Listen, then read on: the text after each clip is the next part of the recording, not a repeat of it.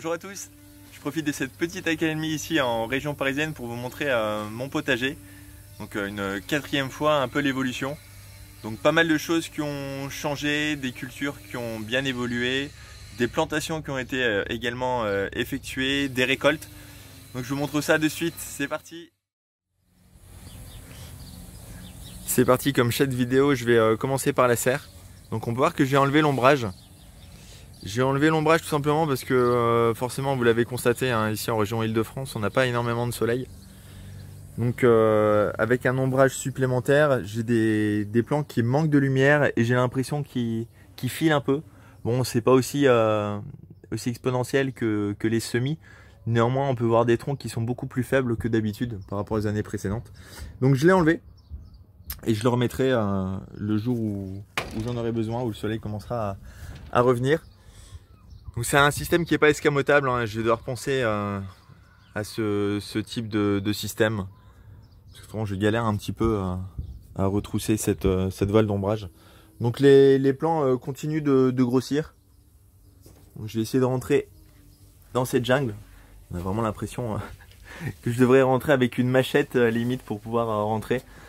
Alors on peut voir que je déblaye pas le passage. Donc les feuilles qui sont sur le passage, les troncs qui sont un peu par ici vers moi, je les laisse en l'état, tout simplement parce que si je les ramenais un peu plus sur l'extérieur, je pourrais le faire. Mais je risque de rentrer en contact toutes les feuilles entre elles. Et donc encore une fois avoir ce phénomène d'humidité qui reste au niveau du feuillage. Donc j'ai commencé à étêter. Donc on peut le voir par exemple ici.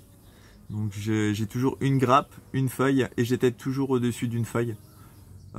Ça permet de faire monter la sève dans la feuille et donc du coup nourrir la grappe de tomates. Donc pas mal de tomates qui sont en formation. Finalement sur cette deuxième période j'ai eu peu de coulées. Et donc on va regarder un petit peu les marmandes ici qui étaient les premiers à sortir, mais finalement les premières, mais on peut le voir, c'est pas les premières à venir à maturité pour l'instant. Donc on peut le voir, j'ai commencé à renouveler un petit peu les apports de matière organique, d'engrais. Donc c'est pour l'agriculture biologique, hein. J'ai simplement gratté la terre. J'ai mis quelques granulés en dessous des goutteurs. Et j'ai remis de la paille. Tout simplement pour alimenter et continuer à donner à manger à ces plants, même si initialement lors de la plantation j'avais fait un apport suffisant. Là avec l'humidité j'ai préféré rebooster un petit peu tout simplement pour leur faire gagner un peu en force et en résistance pour éviter encore les maladies. Donc j'ai enlevé quelques feuilles qui étaient un petit peu tachetées en bas, donc pas forcément de mildiou ou de maladies spécifiques, mais voilà, néanmoins j'ai préféré garder un plan sain le plus longtemps possible. Donc on peut le voir, on a l'impression que j'ai énormément de feuilles, c'est le cas, mais à chaque fois je vérifie qu'ils ne se touchent pas. C'est vraiment pour avoir une aération de ma serre assez efficace. Et ensuite j'ai des plants qui sont guidés ici sur des ficelles que j'ai rajoutées en diagonale. Tout simplement parce que j'ai une petite serre de 6 mètres carrés. Avec les petites serres on est très limité avec cette hauteur. Du coup sur les plants les plus développés je suis obligé de les guider vers le sommet de la serre. Donc toujours bien laisser aérer, hein. Ça c'est indispensable. Allez, on continue la visite dans le potager. Et voilà, on passe toujours par cet espace plein de vie, plein de couleurs. Les tournesols qui n'ont pas trop évolué. C'est vrai que j'ai pas mal de... Je pensais en avoir des très grosses et finalement j'en ai plein de petites. Plein de petits tournesols. Bon, c'est surtout pour la beauté, hein, plus que par les graines. Les courgettes qui ont été récoltées, donc j'en ai eu pas mal. Des qui abordent, des qui prennent, des mâles, des femelles. Là on est à des températures vraiment adéquates. Donc on peut voir ici les courgettes qui commencent à se développer. Une qui va ici avorter. On le voit bien à l'extrémité ici. Les haricots qui grimpent sur le maïs. Donc le maïs qui se forme. On commence à avoir un petit peu la partie rose, on va dire les cheveux, les poils, je sais pas comment on peut appeler ça, et qui commence vraiment à se former, et là il me dépasse vraiment largement. Donc voilà, ici les haricots. Les haricots qui sont très jolis, d'une belle couleur. J'ai intérêt à faire attention parce que mes courgettes commencent à ombrager un petit peu le tout. Donc on verra comment ça se passe, ce que ça donne. J'ai un léger souci, je vais vous montrer ça sur le maïs qui est ici en plein milieu de l'écran. Donc ce maïs, je l'ai planté je veux dire 2 semaines après celui-ci. Donc on peut voir qu'il est un peu plus petit, même 2 fois plus petit que les autres. Il y a celui-ci qui a été semé il y a plusieurs semaines. C'est ici un peu plus vieux et de plus en plus vieux justement, ce qui me permet d'échelonner les récoltes et les haricots qui grimpent dessus. Donc on peut le voir, hein, ça grimpe vraiment très très bien, ça s'accroche partout. On vient ici aux aubergines, donc 2 pieds d'aubergines ici. Les aubergines ont pas mal de fleurs et on commence à apercevoir les fruits. Donc ici, le fruit est là. De l'autre côté, j'en ai pas encore vu, mais ça ne serait tardé. Ah bah si. Hop, derrière, il commence à apparaître. J'espère que les températures seront un peu plus appropriées. Ça, je vais l'enlever, cette partie-ci. Donc la feuille qui est un peu jaunie. Voilà. Donc ensuite, les 3 maïs que j'ai plantés il y a à peu près 1 mois. Donc ça y est, hein, ils sont partis. Ils vont profiter de l'ombrage des courges qui sont à côté. Donc j'ai des courges qui montent directement, donc des courges Velina qui montent directement sur le grillage. Donc on peut le voir, hein, donc les liens qui sont ici s'accrochent au fur et à mesure sur le grillage, on le voit derrière. Et on commence à avoir des fruits. Donc les feuilles commencent à être de plus en plus grandes, on le voit par rapport à la taille de ma main. Et voilà le fruit un peu en forme de bouteille, de gourde. Voilà, ça va très loin et très vite. Il a pris facilement 3 mètres en 1 semaine et demie à peu près. Et enfin sur le côté, les courges que j'ai mis devant. Ici, les courges qui grimpent sur le mouton. Les courges ici qui grimpent sur le grillage à mouton. Donc je guide au fur et à mesure, on peut voir les liens. J'utilise aussi ce type de lien qui est plutôt pas mal sur les courges. Et ici j'avais mes graines donc de mange-tout et également de petits pois. Donc comme ils commencent à sécher, je les ai enlevés. Je les ai mis pendre à la verticale dans un endroit ombragé et assez ventilé. Donc à l'abri, hein, pour être sûr de faire sécher mes graines. Le tournesol, un petit point par rapport à un petit point de situation. Bon, désolé, il y a le soleil derrière, mais il grimpe maintenant, il doit être à 2,50 m à peu près. Donc le semis spontané, il est énorme. Les carottes, on peut les voir ici, avec les températures qu'on a assez douces et la pluie, ils commencent à sortir. Donc je vous avoue que j'ai mis un petit peu de fer à molle. Donc il y en a déjà plus avec la pluie, hein, mais autrement je me fais vraiment grignoter l'ensemble des pousses dans un petit jardin. Malheureusement je peux pas me permettre. Les oignons pour lesquels on peut commencer à récolter, hein, même si on a encore la partie ici des tiges qui est verte. Pour les récolter et pouvoir les conserver, il faut attendre que ce soit jaune et que les tiges retombent. Là en l'occurrence j'en ai besoin, je les prends. Ça ne conserve pas très bien, mais ce n'est pas grave. Un plant de salade, la betterave qui continue à se développer.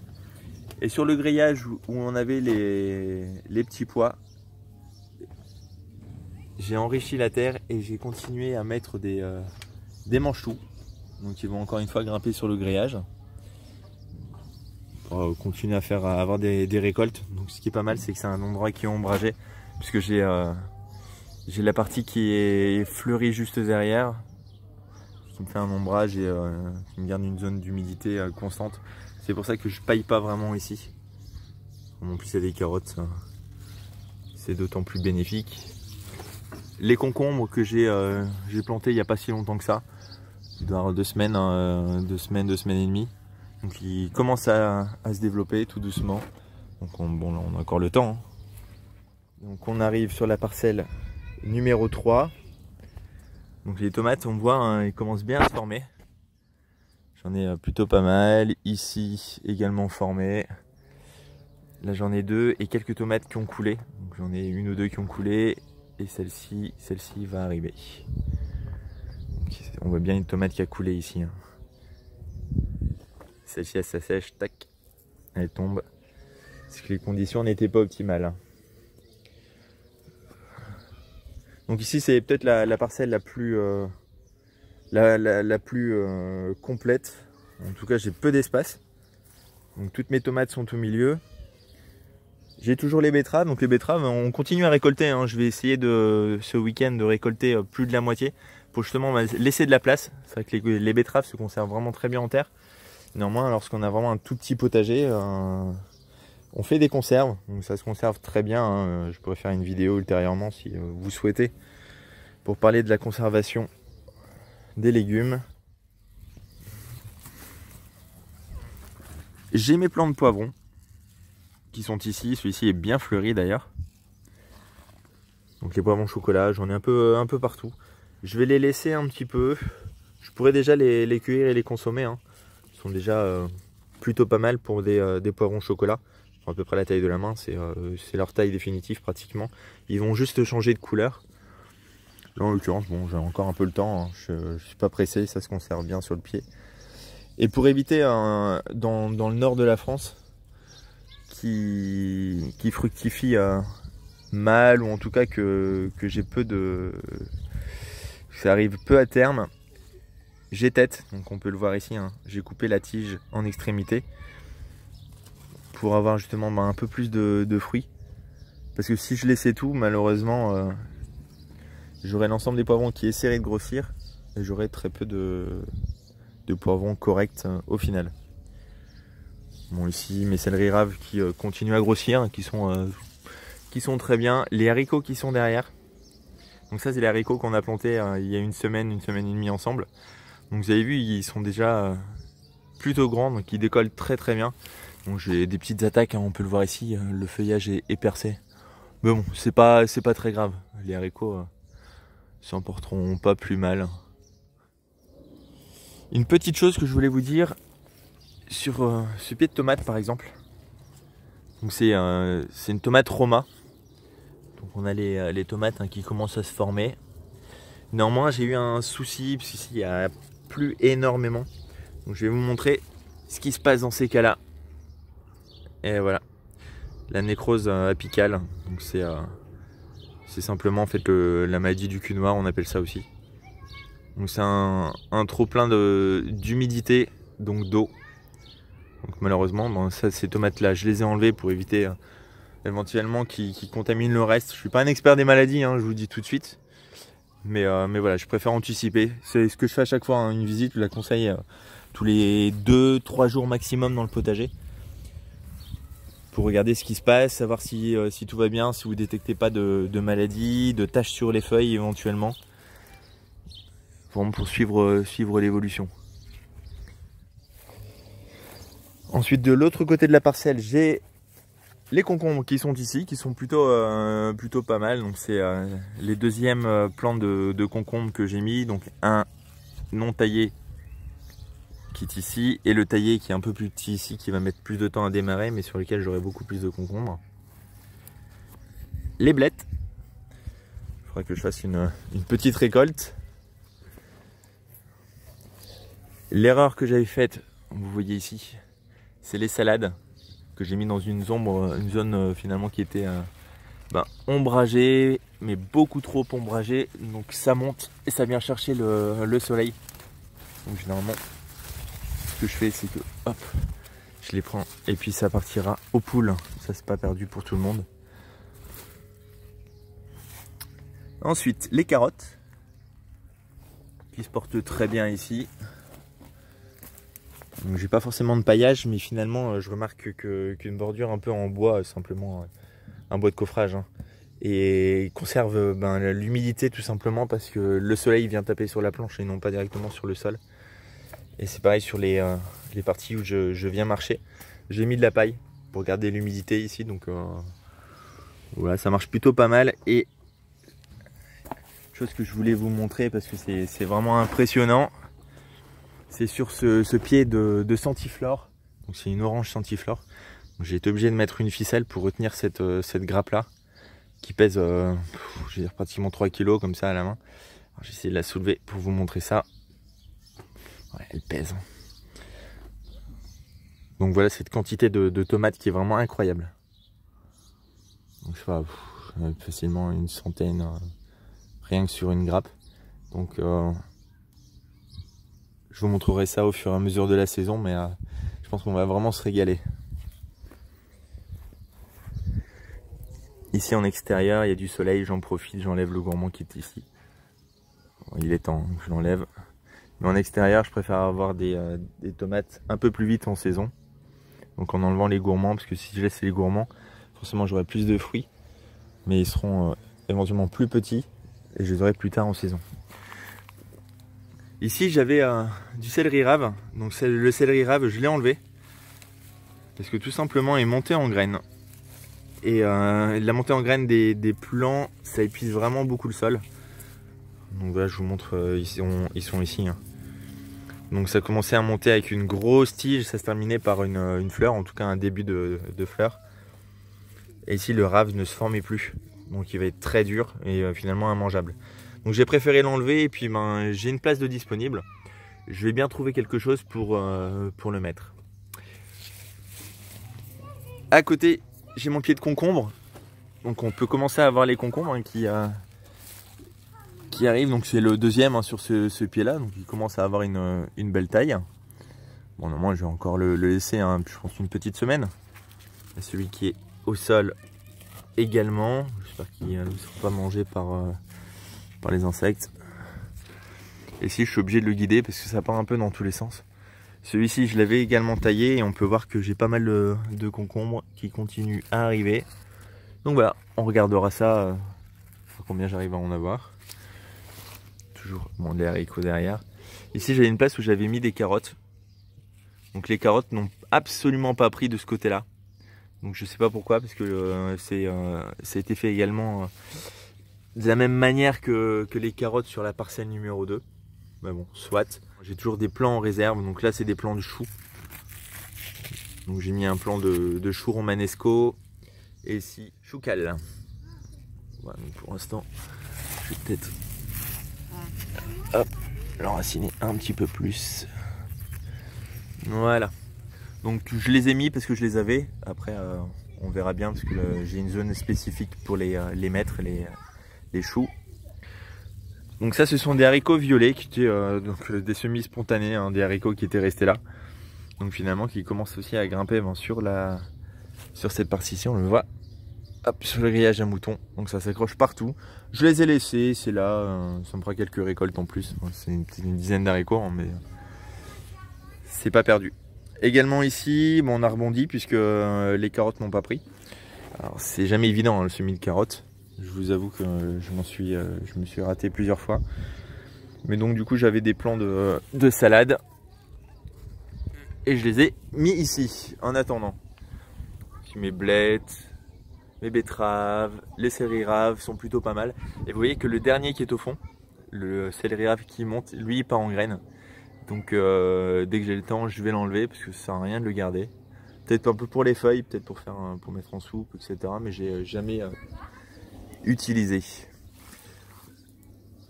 Ensuite, toute la partie des pommes de terre donc, que j'enlève. Vous voyez ici, j'ai pratiquement enlevé la moitié de la zone.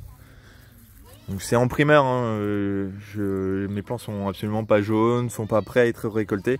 Néanmoins j'ai quand même des bonnes pommes de terre, donc je vais vous montrer directement ça dans le panier. Donc je vais y mettre en fait sur cette zone là des haricots certainement, des haricots violets et également des choux. Voilà les récoltes. Donc sur un petit potager de 40 mètres carrés, en début de saison comme ça, c'est plutôt pas mal. Je sais pas, je vais avoir 3-4 kilos de pommes de terre, je sais pas du tout, comme ça à l'œil. Une petite courgette, une betterave et 5 oignons pour le repas de ce soir. Donc plutôt pas mal. Et ça y est, cette vidéo touche à sa fin. J'espère encore une fois qu'elle vous a plu. Je vous dis à peu près dans une semaine ou deux pour la prochaine vidéo. Salut, ciao.